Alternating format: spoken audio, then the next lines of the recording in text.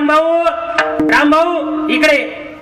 रामभाऊ म्हणजे भाड्याच्या रूम मध्ये राहणारा. ऐका बरं, भाड्याने केलेल्या रूम मध्ये राहणारा. तुम्ही लगेच आवाज देणार, रामभाऊ इकडे. रामभाऊ येणार. लगेच विचारणार, का हो भाऊ, कस काय आज आमची आठवण काढली? अरे रामभाऊ, आपल्या राम मंदिरावर सप्ताह आहे, सप्ताह, चाल वर्गणी दे. रामभाऊ आतल्या घरामध्ये जाणार. अगोदरच्या दिवशी कामाला जाऊन 500 रुपये जे कमवून आणलेले असतात ते डब्यामधून काढणार आणि तुमच्या हातामध्ये देणार. मग लगेच तुम्ही पावती लिहिणार आणि पावती रामभाऊला देणार. तेवढ्यात रामभाऊ काय म्हणणार, अहो देवाने दिले, देवाला द्यायचे, काय कमी नाही. देवानी मुलं बाळ चांगले घडवले, चांगले हुशार मुलं बाळ आहेत, काय कमी नाही. अजून कमी पडले तर सांगा, अजून 200-300 रुपये मी देतो. हे कोणाचे शब्द झाले? कोणाचे? बोला बोला, पैसे लागत नाहीत बोलायला. कोणाचे शब्द झाले? गरीब रामभाऊचे. आता दुसरं घर येतं आपल्या इंद्रप्रस्थ कॉलनीतल्या एखाद्या, दुसऱ्या कॉलनीतल्या एखाद्या शेठचं. आपल्या इथे शेठ नाही एखादा बसलेला, म्हणजे काय हरकत नाही बोलायला, बरोबर का नाही? शेठचं घर येतं. लगेच आपण जाणार, शेठ, ओ शेठ इकडे या. आता शेठ एका हाकत येतच नाही महाराज, कारण पैशाचा अहंकार असतो ना. शेठ इकडे या, इकडे या. शेठ येणार. शेठ आतल्या हॉलमध्ये आणि हे रस्त्यावर. कोण? वर्गणी मागणारे. शेठ म्हणणार, का हो, कस काय आठवण काढली आज? अहो शेठ, आपल्या गावात सप्ताह आहे, सप्ताह. मग शेठ म्हणणार, कोणत्या मंदिरावर? आता इथं मंदिरं किती आहेत त्याला माहित नसतं का? सगळं माहित, पण काड्या करायच्या, बरोबर का नाही? राम मंदिरावर. बर बर बर, राम मंदिरावर का? पाहू द्या मग पॉम्पलेट. कोण? शेठ पॉम्पलेट हातात घेणार. इथून पॉम्पलेट पाहणार, इथून तर चोपदाराच्या नावापर्यंत पाहणार. ऐका बरं, कोण? शेठ. पूर्ण पॉम्पलेट वाचून काढणार. गायक, वादक, कीर्तनकार, पंक्तीवाले चकचक वाचून काढणार. आणि मग शेठ म्हणणार, मोठा सप्ताह नाही का? दरवर्षीपेक्षा नियोजन बदललंय थोडं. मंडप इकडच्या साईडला, साऊंड सिस्टीम बदलली, गायक वादक मोठे, 2 वादक आहेत, 4-5 गायक आहेत, मोठा सप्ताह नाही का? किती खर्च आहे आपल्या सप्त्याला? आता यांना असं वाटतं कमिटीवाल्यांना, एवढं विचारलं म्हणजे नक्की शेठ 15,000 रुपये देते. ते म्हणणार मोठा सप्ताह आहे, किती खर्च आहे? तर हे म्हणणार 5 लाख रुपये खर्च, 5 लाख रुपये. मग शेठ म्हणणार, लिहा आपली पावती. मग हे म्हणणार, किती द्यायची शेठ? शेठ म्हणणार, अहो देवाने दिले, देवाला द्यायचे, काय कमी नाही, फाडा तुमच्या मनात येईल तेवढं. पण आता यांना असं वाटतं, आपण जर 10,000 फाडावी आणि शेठला जर 20,000 द्यायचे असले तर 10,000चा, मग शेवटच्या दिवशी यांना काय देता? बरोबर का नाही? आम्हाला देता काय तुम्ही? 10,000 रुपयाचा आपला घाटा, आणि घाटा झाल्यावर सप्ताह कसा होईल? मग तुम्ही म्हणणार, नाही नाही शेठ, तुमच्या हातात पावती बुक घ्या, तुम्हाला जे द्यायचं ते द्या. शेठ म्हणा, नाही नाही नाही, देवाने दिले, देवाला द्यायचे, काय कमी नाही, हे पावती बुक घ्या, जे लिहायचं ते लिहा. 5-10 मिनिटं त्यांच्यात असं संभाषण चालणार आणि शेवटी महाराज त्या शेठच्या हातात पावती बुक जाणार. मग शेठ म्हणणार, मोठा सप्ताह नाही का? 5 लाख रुपये खर्च आहे, 2 वादक आहेत, 4 गायक आहेत, मोठमोठे कीर्तनकार आहेत, सुंदर अशी साऊंड सिस्टीम आहे, 5 लाख रुपये खर्च आहे का? काय काळजी करू नका, देवाने दिले, देवाला द्यायचंय, आपल्याला देवाच्या आशीर्वादाने भरपूर आहे, काय कमी नाही, लिहे आपले 111 रुपये. खरे का खोटे? एक सांगू का, आज या महाराष्ट्रामध्ये वारकरी संप्रदाय जर कुणामुळे टिकून असेल तर ज्यांच्या अंतकरणामध्ये वारकऱ्याचं रक्त आहे ते एक, आणि दुसरे म्हणजे गरीब आणि शेतकरी. विठाला विठाला विठाला.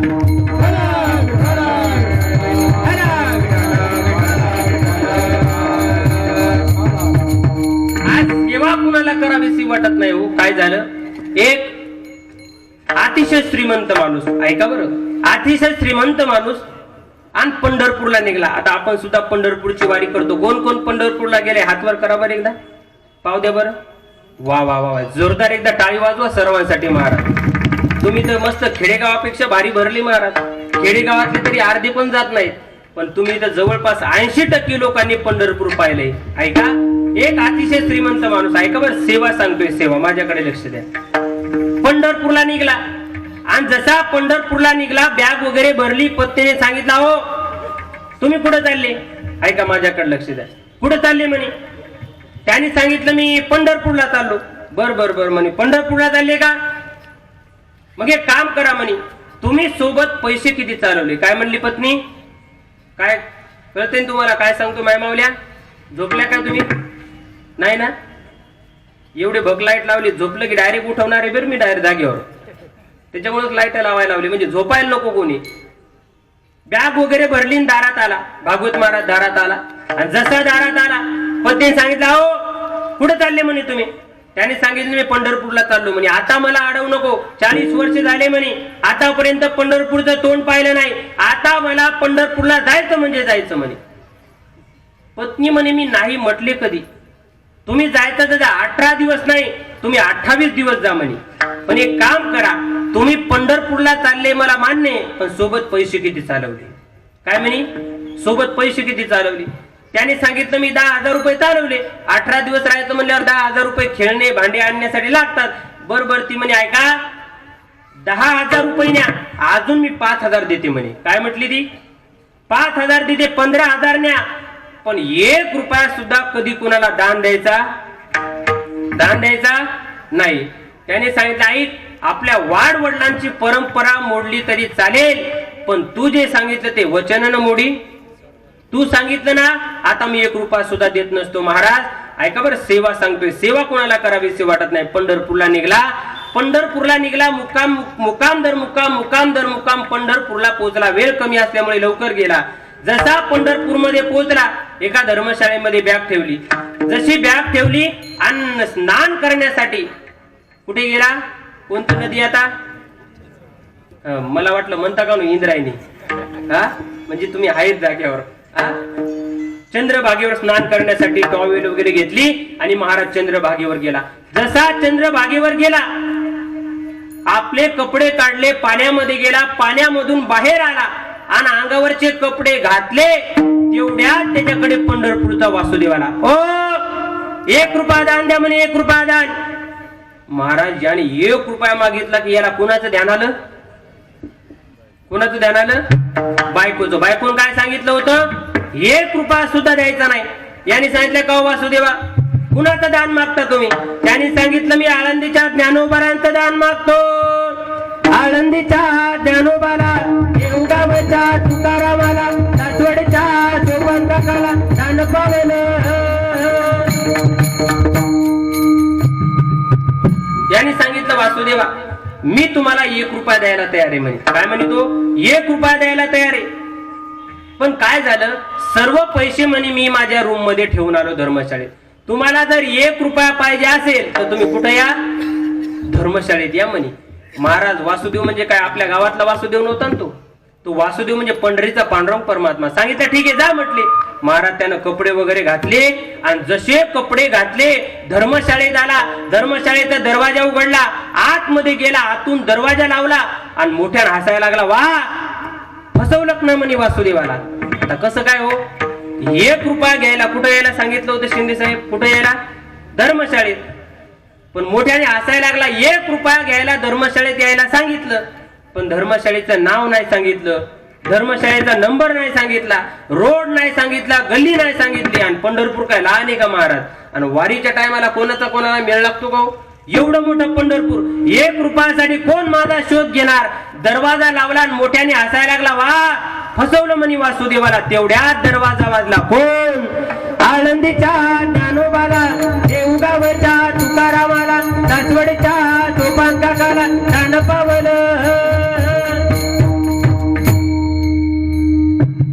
जसा त्यानं वासुदेवाचा आवाज ऐकला त्याचे डिओ गेले. डिओ कुठे असतात? कुठे असतात? गावात टाकताय कोण नेमकं डिओ? तुम्ही गेल्यावर तुम्ही टाकता का? तुम्ही इकडं पुरुष मंडळ कुठं असतात? महाराज जसा वासुदेवाचा आवाज, अरे याला तर धर्मशाळेचं नाव नाही सांगितलं, गल्ली नाही सांगितली, काहीच नाही सांगितलं, हे इथपर्यंत आलं कसं? पण महाराज आपल्या गावाकडे बांधकाम कळसापर्यंत असतं, त्यानं कळसावर बांधकाम केलं. कसं सांगू का? ऐका. जसा दरवाजा उघडला, वासुदेव घरात आले. वासुदेव म्हणे ओ द्या म्हणे 1 रुपया. तुम्ही सांगितल्याप्रमाणे मी आलो. याने सांगितलं वासुदेवा मी रूमवर आल्याबरोबर मला तुमची आठवण झाली म्हणे. काय म्हणे? जसा रूमवर आलो तसं मला तुमची आठवण झाली आणि मी माझं पॅकेट चेक केलं तर त्याच्यामध्ये फक्त 800 रुपये निघले म्हणे. किती? 800 रुपये निघले. आणि माझं काय हाफ तिकीट नाही म्हणे. आणि पंढरपूरहून इंद्रप्रस्थ कॉलनी बजाज नगरला जाण्यासाठी, आता तुमच्याच इथं नाव घेतो बरोबर का नाही? म्हणजे तुमचं कीर्तन तुमच्या इथं तुमचंच नाव. इंद्रप्रस्थ कॉलनीला जाण्यासाठी मला 800 रुपये लागतात आणि 1 रुपया जर कमी असला तर कंडक्टर मला तिकीट देणार नाही. मग एक काम करा म्हणे, तुम्ही 1 रुपया पाहिजे असेल तर आमच्या बजाज नगरला इंद्रप्रस्थ कॉलनीला या म्हणे, राम मंदिराच्या जवळ घरी म्हणे. बरोबर वासुदेव म्हणे ठीक येतो म्हणे. महाराज जसं त्यानं वासुदेव गेला की बॅग भरली. एकादश नाही, द्वादश नाही, काला नाही, त्रयोदशी नाही, कशाचा हा काय वारकरी थोडा होता. जशी महाराज बॅग भरली, रात्रीची पहिली गाडी धरली आणि छत्रपती संभाजीनगरला आला. ऑटो मध्ये बसून महाराज आपल्या इंद्रप्रस्थ कॉलनी मध्ये आला. आता कसं असतं, जे लोक कामाच्या निमित्तानं पंढरपूरला जाऊ शकले नाही त्यांच्या मनात एक भावना असते की करता करविता अर्ध पुण्य लावे. जे पंढरपूरून आले त्यांचं जरी दर्शन घेतलं तर अर्ध पुण्य आपल्या पदरामध्ये पडतं. महाराज जसा तो आपल्या इथं हनुमान मंदिरापाशी कमानीत उतरला, हा आता पूर्ण माहिती आहे मला, महाराज इथं 4-5 वर्ष राहिला होतो मी, बरोबर का नाही. जसं महाराज इथं उतरला आणि कमानीच्या जवळ उतरला आणि जसं लोकांनी बघितलं, अरे पंढरपूरचे वारकरी आले, पंढरपूरचे वारकरी आले. महाराज जशी लोकांनी गर्दी केली, जशी लोकांनी दर्शनासाठी गर्दी केली, इकून बायाची रांग आणि इकून माता मावल्याची रांग, बरोबर का. इकून बायाची रांग, इकून महिलाची रांग, बरोबर का. आणि त्याच्या पलीकडून लेडीजची रांग. आता जमलं का. इकून बायाची रांग आणि इकून महाराज जडची रांग. महाराज माणसं बाया दर्शनासाठी, चला वारकऱ्याचं दर्शन घ्यायला, चला वारकऱ्याचं दर्शन घ्यायला. महाराज दर्शनासाठी एवढी गर्दी झाली, पण त्याने हात वर केले, सांगितलं ऐका आपल्या दर्शनाचा कार्यक्रम संध्याकाळी राम मंदिरात होईल म्हणे, मला पहिले माझ्या घरी जाऊ द्या म्हणे. महाराज जसा घराच्या समोर आला, लोकांनी रस्ता दिला, हे बाजूला वा, वारकरी आले. आणि महाराज जसा घराच्या समोर आला आणि पत्नी सकाळी सकाळी अंगणात दिसून दळण नेसत होती. दळण, आता ती पतिव्रता मावली होती. जशी महाराज दळण नेसताना पत्नीने आपलं गिराईक पाहिलं, गिराईक येते ना लक्षात, गिराईक मंडळी, मिस्टर, नवरा, हा महाराज जसा आपला नवरा पाहिला, दळणाचं ताट बाजूला फेकलं आणि पदर घेत धावत गेली, नवऱ्याच्या पाया पडणार. नवऱ्याने तिला असं धरलं आणि उभं केलं, सांगितलं ऐक, दर्शन बिर्शन नंतर घे म्हणे, अगोदर घरात चाल, तुला एक गोष्ट सांगायची म्हणे. ते म्हणे अहो पंढरपूरला, ते म्हणे दर्शन घरात घे, अगोदर घरात चाल. महाराज गायके महाराज दोघंही घरात आले. भागवत महाराज जसे घरात आले, त्यानं घरात आल्याबरोबर घराचा दरवाजा लावला, घराचा दरवाजा लावला, दरवाजाची कडी लावली. ऐका बरं लक्ष देऊन, दरवाजाची कडी लावली, वरचा कोंडा लावला आणि दरवाजाला मोठा एक धोंडा लावला. धोंडा, दगड, गोटा कुठे लावला, कृष्ण महाराजच्या पायाला लावला का, कुठे लावला, बोला एकदा, कुठे लावला, दरवाजाला. जसा महाराज गोटा लावला, धोंडा लावला. बायकोनी का हो, तुम्ही नेमके पंढरपूरला गेले होते का एखादी बँक फोडून आले, नेमकं तुम्हाला घाबरायला काय झालं. याने सांगितलं काही नाही, मी पंढरपूरला गेलो, माझ्याकडे एक वासुदेव आला, त्याने मला 1 रुपया मागितला. पत्नी लगेच डोळे वाचले, दिला काय मग तुम्ही, नाही म्हणे, वचन न मोडी, तू सांगितलं होतं ना 1 रुपया द्यायचा नाही, दिला नाही. काय सांगितलं, काही नाही म्हणे, मी वासुदेवाला सांगितलं 1 रुपया जर पाहिजे असेल तर तुम्ही आमच्या बजाज नगरला इंद्रप्रस्थ कॉलनीला या म्हणे. आणि मला खरं सांग म्हणे, 1 रुपयासाठी कोणी 800 रुपये खर्चून येईल का म्हणे इथपर्यंत. महाराज त्या पत्नीनं दर्शन नाही घेतलं, साष्टांग दंडवतच घातला. वा नवरा असा होता तुमच्यासारखा म्हणे, एवढा कंजूस, वासुदेवाला फसवलं. महाराज दोघही हसायला लागले, वा फसवलं म्हणे वासुदेवाला. दोघही हसायला लागले आणि तेवढ्या दरवाजा वाजला. कोण, आळंदीच्या ज्ञानोबाला, देवगावच्या तुकारामाला, सासवडच्या सोपान काकाला कान पावलं. जसा वासुदेवाचा आवाज आला, आता त्यानं काय केलं असेल तुम्ही चांगलं तुमच्या लक्षात आला असेल. आपल्याला अभंगावर यायचंय, धावतं घेतो बरं का. जसा वासुदेव दारात आला, पत्नी लगेच दरवाजा उघडण्यासाठी पत्नी निघली. तेवढ्यात त्यानं पत्नीचा हात धरला, थांब म्हणे, तेच वासुदेव म्हणे, तू जर दरवाजा उघडला तरी 1 रुपया आपल्याकडून 1 रुपया घेत नाही म्हणे. बायको म्हणे थांबा, याच्याकडे मी पाहते. नवरा म्हणे तुला पूर्ण बजाज नगर घाबरत असेल, पण हे तुझ्या पुढचं आहे म्हणे, तू याच्या नादी लागू नको म्हणे. मग काय करायचं, काय नाही म्हणे, एक काम करू, आतापर्यंत पंढरपूरून बजाज नगर पर्यंत वासुदेवाला कुणी आणलं? एकट्या पठ्ठ्याने आणलं म्हणे. ते सांगायला लागलं एकट्या पठ्ठ्याने आणलं म्हणे एकट्या. आता तर आपला जोड लागला म्हणे नवरा बायकोचा, दोघं आहेत म्हणे. आता तर 1 रुपया द्यायचाच नाही.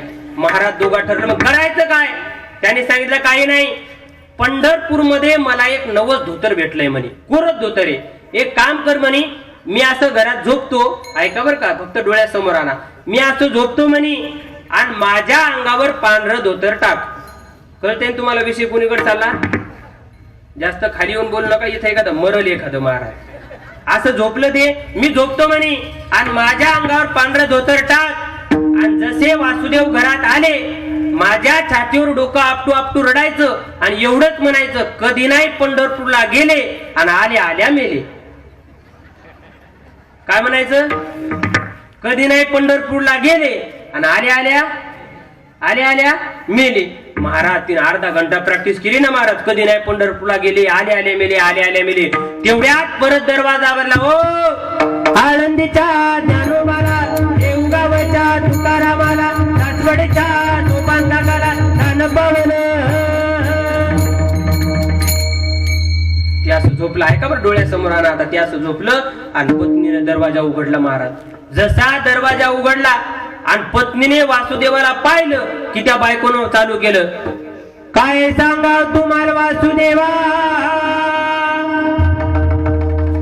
जमतंय नाही मावले? असं असतंय हे फक्त यांना चांगलं जमतंय महाराज. 1 तास प्रॅक्टिस केली तेव्हा एवढं म्हणता आलंय मला. यांना फक्त कोणी गेलेलं माहित व्हावं लगेच.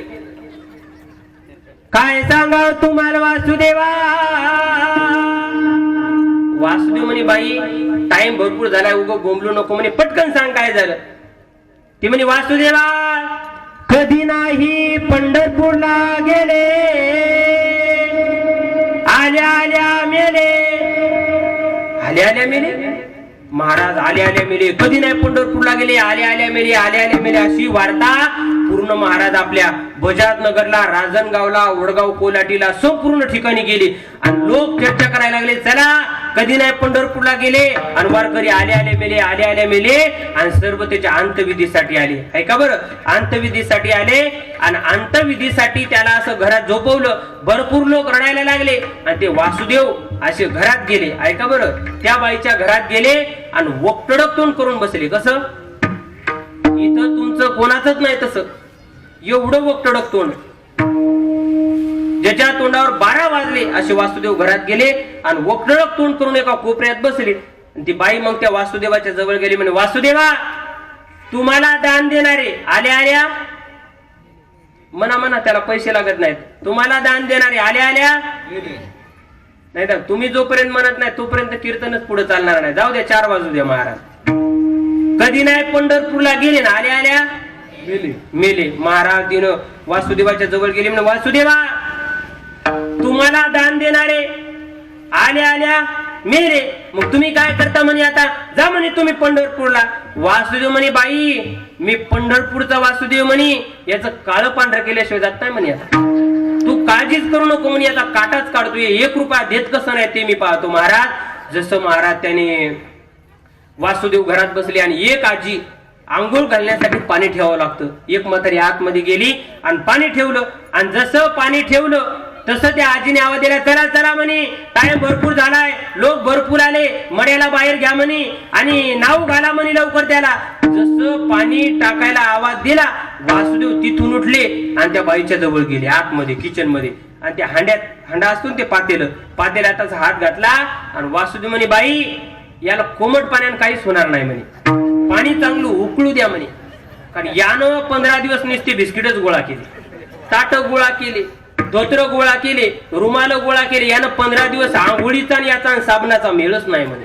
याला चांगली घासून आंघोळ घालायला लागती. पाणी उकळू द्या महाराज. पाणी उकळलं आणि अंगणात आणल्याच्या नंतर वासुदेवानं आपल्या हाताने त्याच्या अंगावर टाकलं. थरथर थरथर पाठ भाजत होती पण उठायला तयार नाही. का? 1 रुपयासाठी. शेवटी महाराज त्याला असं तिरडीवर बांधलं. आणि आता मेलेला माणूस काय उठत असतो का हो? म्हणून म्हातारे लोक त्याला सुतळीन बांधतात. जसं त्याला सुतळीन बांधायला लागले, वासुदेव म्हणे सुतळीन बांधू नका म्हणे, असा केबल घ्या म्हणे, चांगला बैल फासा टाका.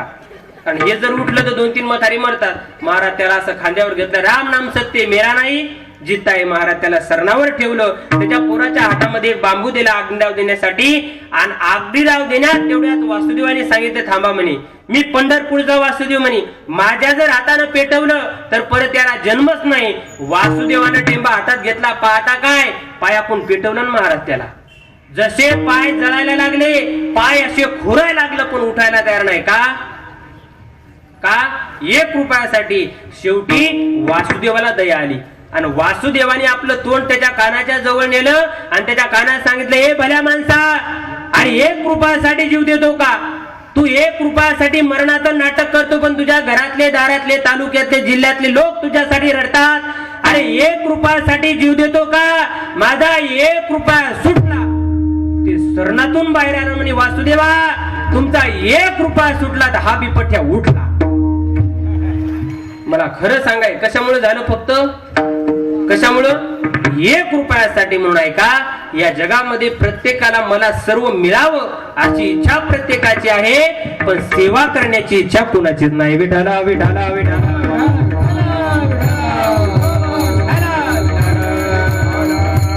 या वारकरी संप्रदायामध्ये जर आपल्याला योग्य वयामध्ये योग्य संस्कार पुण्य कमवायचं असेल तर महाराज आम्ही नेमकी कोणती सेवा करावी? एकदम सोपी सेवा सांगा. एक साधक निळोबरायकडे गेला आणि निळोबरायांना विचारायला, महाराज मला या जगामध्ये एकदम सोपी सेवा सांगा. न लगती सायाचं जावे वनांतर आणि सुख येतो घरा नारायण, अशी एखादी मला सेवा सांगा. असं म्हटल्याच्या नंतर निळोबराय म्हणतात, बाबा जर तुला घरी बसल्या एखादी सेवा देवाची करायची असेल तर ती सेवा कोणती? अभंगाच्या पहिल्या चरणामध्ये वाचे श्रवण कीर्ती, वाचे श्रवण कीर्ती, नाम वाचे श्रवण कीर्ती, नाम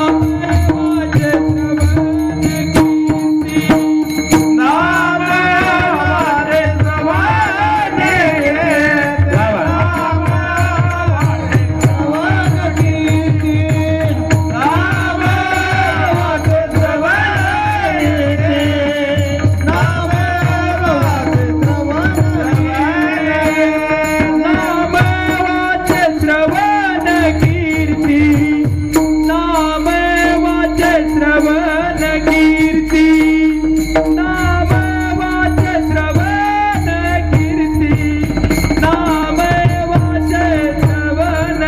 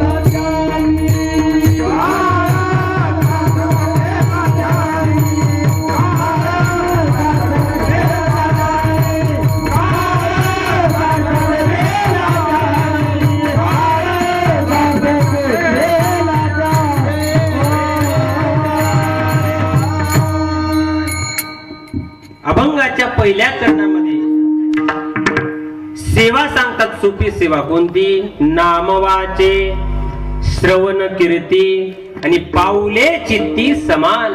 एकदम सोपी सेवा. ही सेवा करण्यासाठी आपल्याला पंढरपूरला जाण्याची गरज नाही. ही सेवा करण्यासाठी आपल्याला घरदार सोडण्याची गरज नाही. काय करायचं?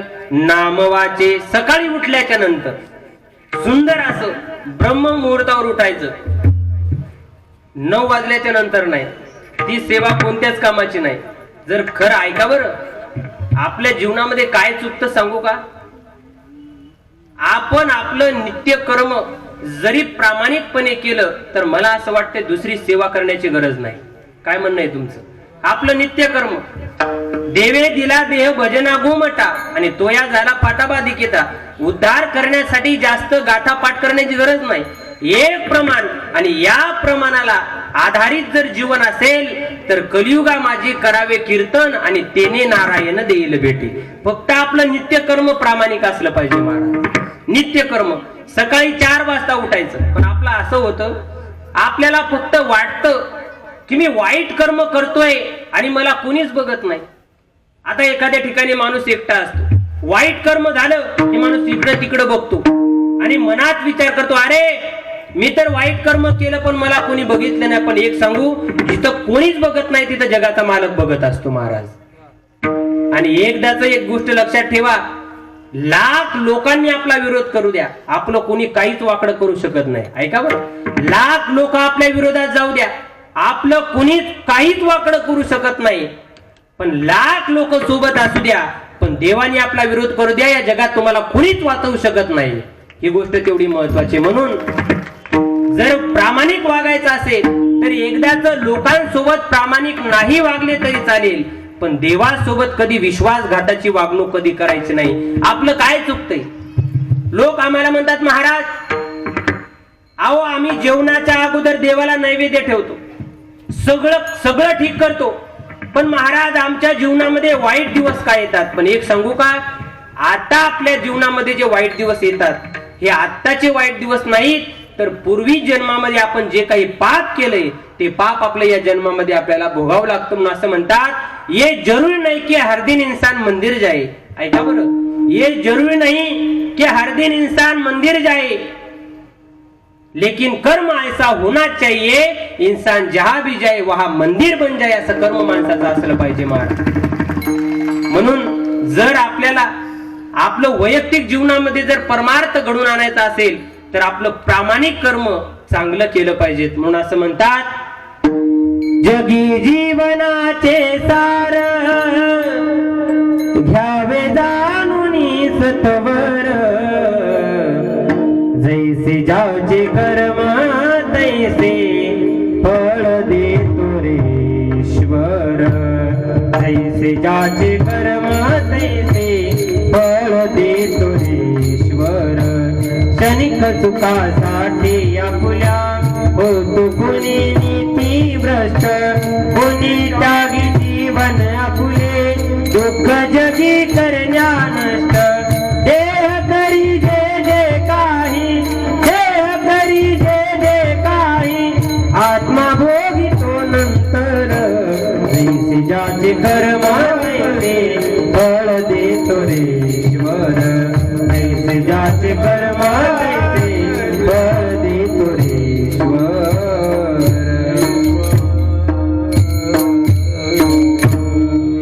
पहिली सेवा सांगतात नामवाचे. आपण काय करायचं, सकाळी उठल्याच्या नंतर ब्रह्ममुहूर्तावर उठायचं, सुंदर असं स्नान करायचं. आपल्या घरामधल्या, मी तर असं म्हणतो मंदिरात सुद्धा जाऊ नका, आपल्या घरामध्ये जे देवघर असतं त्या देवघराच्या समोर बसा आणि हातामध्ये पवित्र तुळशीची माळ घ्या. आणि माळ घेतल्याच्या नंतर रामकृष्ण हरी रामकृष्ण हरी जो आपल्याला मंत्र येत असेल तो. पण मला असं वाटतंय रामकृष्ण हरी विठ्ठल केशवा आणि मंत्र हा जपावा सर्व काळ. साधू संतांनी सांगितल्याप्रमाणे रामकृष्ण हरी या मंत्र आपण रात्रंदिवस, नसेल आपल्याला वेळ तर कामामध्ये काम, काही म्हणा राम राम, काम असेल तर कामात सुद्धा राम राम म्हणा. पहिली सेवा नामवाचे, आपल्या मुखानं देवाचं भजन करा, पहिली सेवा. दुसरी सेवा सांगितली नामवाचे श्रवण कीर्ती.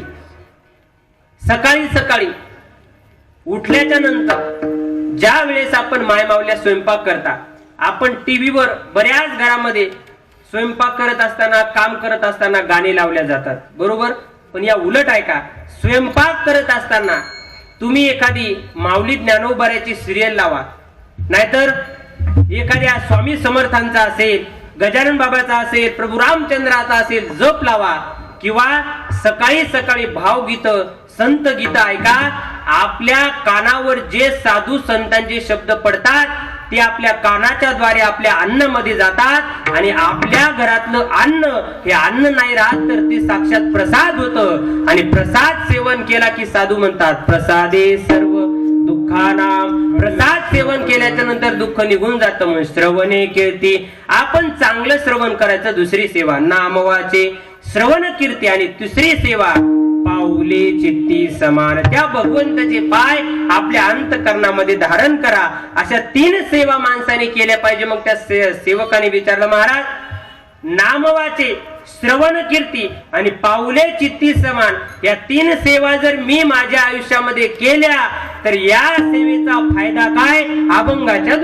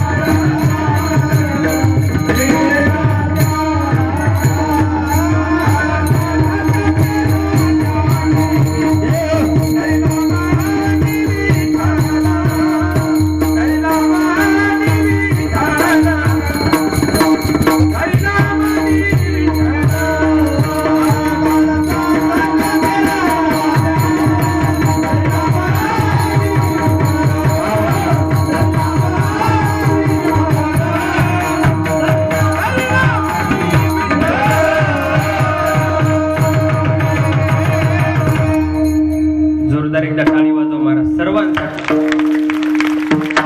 टाळी वाजवणं एवढं महाराज तुम्ही काही सांगायले म्हणा. टाळी वाजवा, टाळी वाजवणं एवढं सोपं असतं काय? आता आमच्या गावातले आमचे गायकवाड मामा कावरके दादा आले, त्याला विचारा आमच्या गावात कुदळी महाराज दोघांनी टाळी वाजवली कीर्तनात. ऐका बरं, टाळी वाजवली, टाळी वाजवणं झाली की कीर्तन झाल्यावर एवढं हाणलं त्या दोघायला टाळी काऊन वाजवली म्हणून. तसं तुम्हाला कोणी हाणल बरं? अजिबात टाळी वाजवायची नाही. अहो मला सांगा, एवढं सुंदर गायन केलं, पहिल्या दिवशी आमचे आवाज बसायला लागले तरी सुद्धा तुम्ही टाळी वाजवत नाही. एक सांगू का, राग आला तर पुढच्या वर्षी बोलवू नका. पण एक सांगू का, दुसऱ्याचं कौतुक करण्यासाठी अंतकरण पवित्र आणि खूप मोठा असावं लागतं बरं महाराज. आज या मुलांसाठी टाळी बसलेल्या मायबापांनी वाजवली तर माऊली ज्ञानोबारांची आणि प्रभू रामचंद्राची कृपा झाली तर पुढच्या वर्षी तुमचेही पुरं इथं टाळ घेऊन उभे राहतील. ही देवाची सेवा आहे. म्हणून ऐका, इथं दुसऱ्याचं कौतुक करायला कधी लाजायचं नाही. कारण सांगू का, फक्त काय असतं आता मला सांगा, आमचे हनुमंत महाराज असतील, भागवत महाराज एवढे सुंदर मृदंग वाजवतात. खरं सांगा, हे मृदंग वाजवणं, गायन करणं, कीर्तन करणं सोपं आहे का? सोपं आहे का? मग सोपं काय आहे? फक्त खाली बसायचं, कीर्तन झालं की असे हात झटकायचे, पॅन्ट झटकायचे, म्हणायचा जमलंच नाही मग तू ये, तू कर. आपल्याला जमतात मग बोंबलू नको, चहा पिऊन घरी जाय मुकाट्या, उद्या ये कीर्तनाला. बरोबर का नाही? काय असतं, आम्ही जरी एवढ्या लहान वयामध्ये एवढे सुंदर दिवस आमच्या जीवनात आले असतील तर याच्या पाठीमाग काहीतरी आई वडिलाचा त्याग असेल, तेव्हा आमच्यावर सुंदर दिवस आले महाराज. एवढं सोपं आता सहज कोणाला काहीच भेटत नाही. म्हणून ऐका, अभंगाच्या दुसऱ्या चरणामध्ये महाराजांनी सुंदर असं प्रमाण दिलं. अभंगाच्या दुसऱ्या चरणामध्ये निळोबरा म्हणतात, काळ सार्थक केला त्यांनी आणि धरेला म्हणे विठ्ठल. काय केलं? नाम वाचे श्रवण कीर्ती या 3 सेवा जर आयुष्यामध्ये केल्या, देवाची सेवा, देवाचं नाव घेतलं, देवाची कीर्ती श्रवण केली आणि देवाचे पाय जर आपल्या हृदयामध्ये धारण केले तर याचं फळ काळ सार्थक केला त्यांनी धरिला मनी विठ्ठल. जो काळ आतापर्यंत प्रत्येकाला खात आलाय, जो काळ आतापर्यंत प्रत्येकाला नेत आलाय, तो काळ सुद्धा जिंकण्याची ताकद या 3 सेवेमध्ये महाराज. आणि खरं सांगा, आतापर्यंत मला दाखवून द्या तुम्ही, राजा रावणापासून तर आपल्या कलियुगातल्या माणसाजवळ कितीही पैसा असू द्या, पण आतापर्यंत असं दाखवून द्या की यम काळ नेण्यासाठी आला आणि एखाद्याने 2-3 बंडल फेकले आणि काळाला 1 घंटा उसना मागितला. एक सांगू का, ज्या दिवशी काळ नेण्यासाठी येईल ना, त्या दिवशी तुम्हाला पैशाच्या जोरावर, तुमच्या पदाच्या जोरावर, तुमच्या प्रतिष्ठेच्या जोरावर 1 सेकंद सुद्धा फुकट मिळत नाही.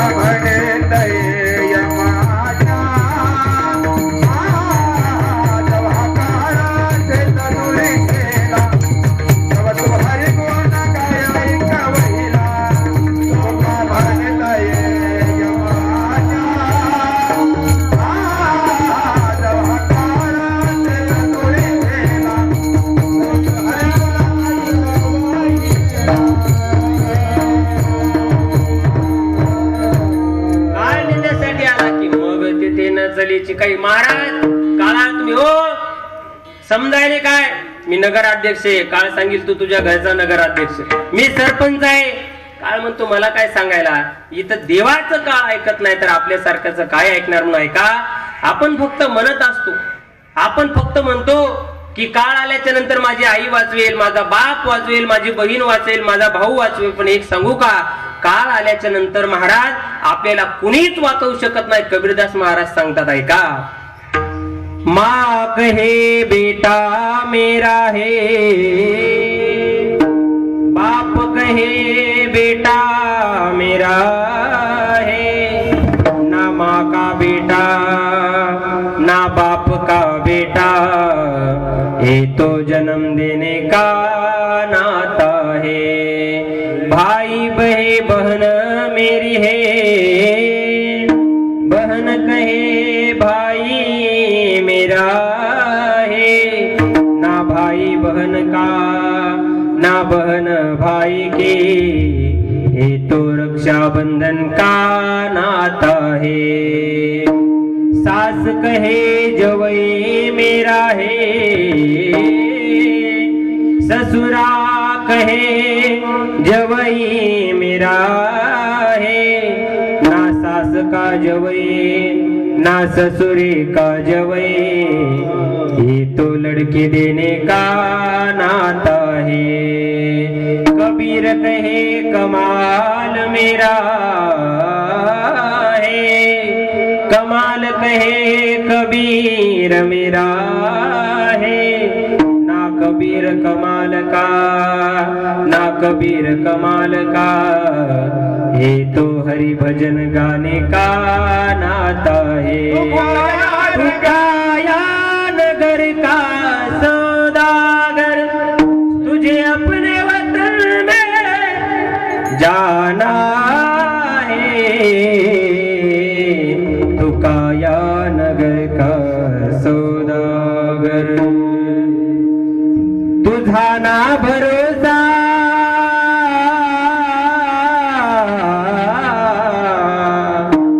तुझा ना भरोसा ना माझा भरोसा, जग हे कुणाचे सांग भल्या मानसा. या जगामध्ये काळ नेण्यासाठी आल्याच्या नंतर आपल्याला कुणीच वाचवू शकत नाही म्हणून असं म्हणतात.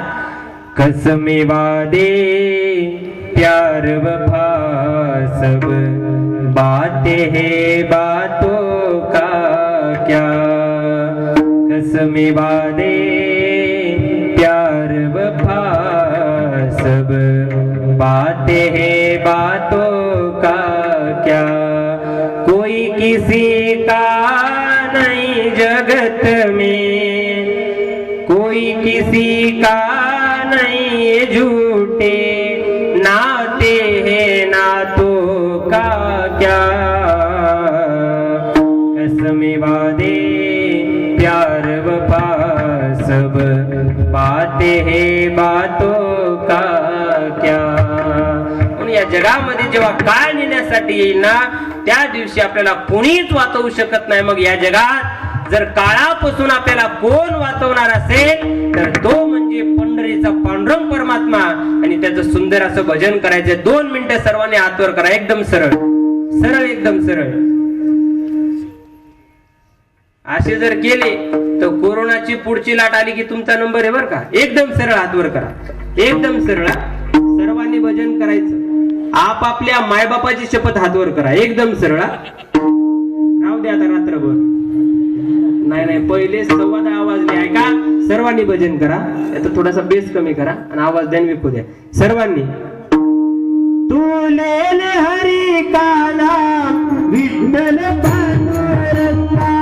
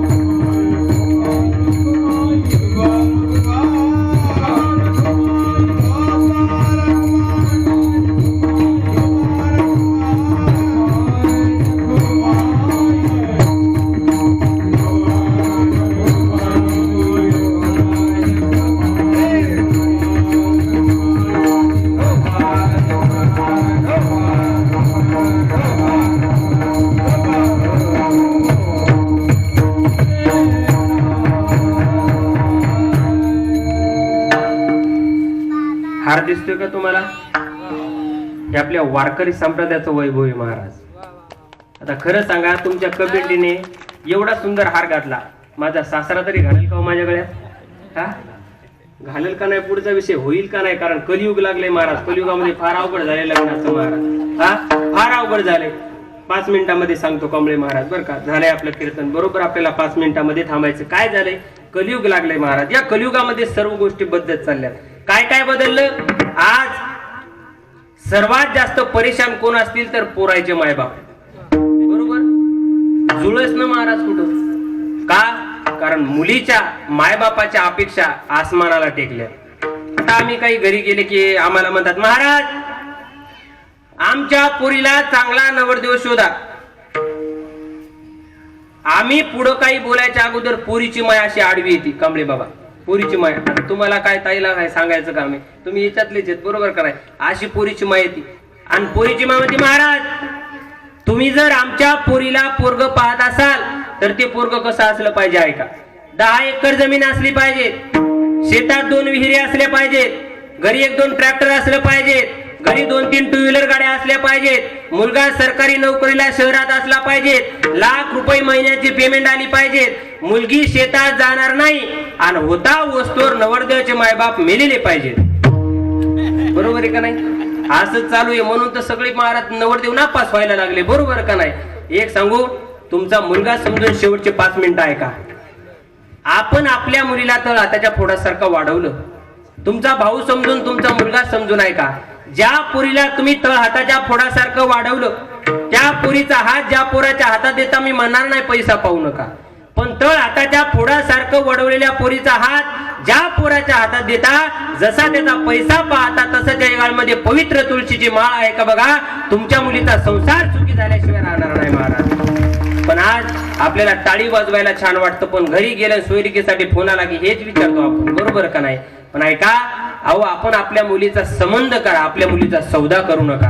कारण सौदा जास्त दिवस टिकत नाही आणि सौदा जर पुढे चालून तुटला तर मग आपल्याला फक्त असं म्हणावं लागतं, कशी काळाची चाहुल आली, बाग सुखाची करपून गेली, कशी काळाची चाहुल आली, बाग सुखाची करपून गेली, कस विपरीत घडल सार होता सोन्याचा संसार,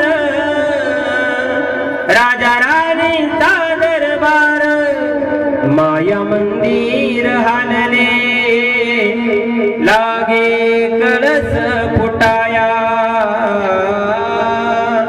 आज घायाळ पक्षी जाई पिलाना भेटाया, तिन बांधल घरट, दिला विसावा निवारा, घेऊन या पंखा खाली, भरविला मुखी चारा, ओढ रक्ताला लागली, लागे चाहुल फुटाया, आज घायाळ पक्षी जाई पिलाना भेटाया. आपल्या मुलीचा हात कोणाच्या हातात देता. एखाद्या वेळेस लाख रुपये पगार असेल तर 50,000 असू द्या, पण महाराज तो संस्काराने भरलेला असला पाहिजे. म्हणून ऐका, झालंय आपलं कीर्तन, पण एवढ्या प्रभू रामचंद्राच्या दरबारामध्ये पहिल्याच दिवशी तुम्ही एवढ्या बहुसंख्येने आले. एकदा जोरदार आपल्यासाठी टाळी वाजवा.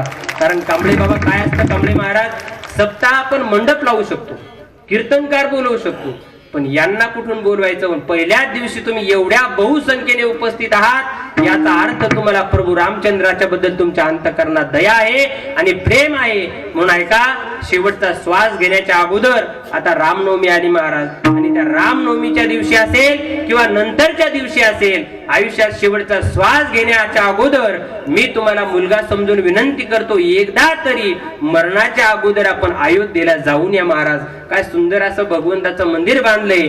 काय मंदिर ते, अयोध्याचं मंदिर आपल्याला आपल्या भक्तांना बोलवतंय. ऐका बरं, चमक रहा है श्री राम मंदिर, चमक रहा है श्री राम मंदिर, दिवाली सी सज रही है, चमक रहा है श्री राम मंदिर, दिवाली सी सज रही है, ये आर्य पुत्र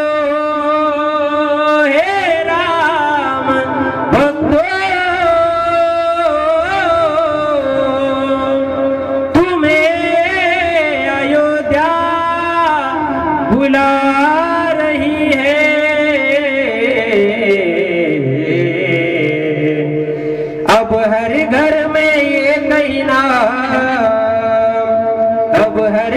में एक ही नारा गूंजेगा, मेरे भारत का बच्चा बच्चा जय जय श्री राम बोलेगा, भारत का बच्चा बच्चा जय श्री राम बोलेगा, भारत का बच्चा बच्चा जय जय राम बोलेगा, भारत का बच्चा बच्चा जय जय श्री राम बोलेगा। अब हर घर में एक ही नाम जय श्री राम, अब हर घर में एक ही नाम एक ही नारा गूंजेगा। प्रभु रामचंद्र भगवान की हर हर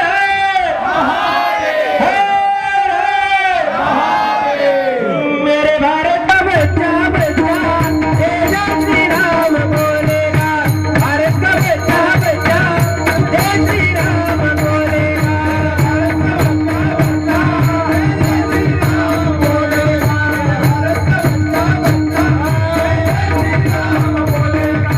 हे तरी नाही कान तरी दुसरा येईन, हे तरी नाही कान, हे तरी नाही कान तरी दुसरा येईन, हे तरी नाही कान। सरते शेवटी बाळ बांधून देईन, सरते शेवटी विपुल विपुल, सरते शेवटी बाळ बांधून देईन,